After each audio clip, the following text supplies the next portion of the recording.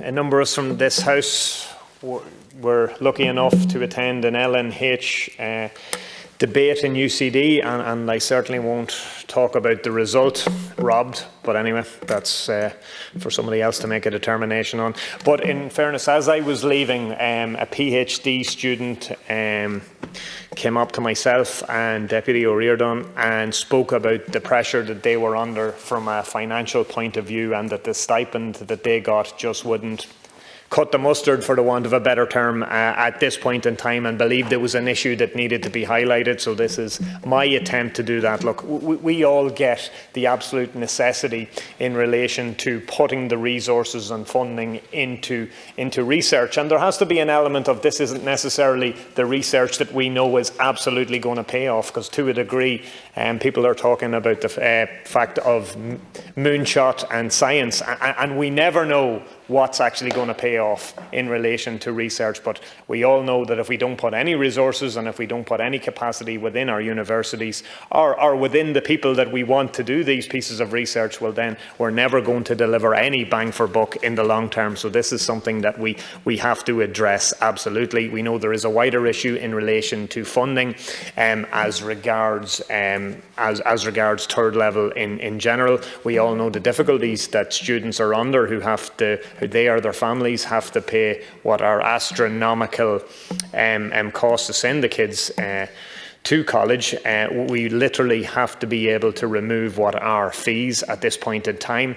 And then beyond that, I suppose there's a wider issue, because obviously for an awful lot of people, third level education is well removed, and we know that we have not done an adequate piece of work at an early stage in communities and with families, and that we can bridge that gap. And unfortunately, that's a gap that's created by poverty. So that's an absolute necessity, because we do need to make sure that we have enough people coming through in relation to whether that's teaching the STEM subjects or whether that's operating in the necessary industries. And we need to make sure that the workforce planning has been done in relation to that. And look, it would be remiss of me, and it'll be the first time if I didn't do it, would be to mention the absolute necessity at this point in time that whatever can be done from a point of view of DKIT eventually becoming part of a technical university group. I think that's a piece of work that needs to be done. We are now in a different set of circumstances as regards leadership in DKIT, and we'll probably be transitioning again to a new president. So I think we all have an opportunity, and we just need to make sure that it happens, because we all get it, that the TU system is the only show in town. Look, Science Week is an absolute fabulous idea. I think it's very worthwhile that we're actually speaking in here. Bluffing, but me bluffing on science is nothing new. I think I've said it before, I'm probably the worst computer programmer that has, well, possibly the worst computer program in Leinster House, but I'd say probably wider throughout the state. And anyway, it was great to...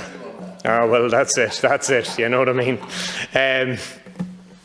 Well, what I'm saying is I'm certainly not the best computer programmer. I think we can all agree on that. Look, Science Week Live. I'd like to mention the fact that transition year students in St. Louis Convent School in Dundalk, alongside I think it's the Dominican College in Drumcondra, transition year students are involved in putting on Science Week Live. It's on today, so it's Monday, Wednesday and Friday. They're doing this alongside Dr. Niamh Shaw.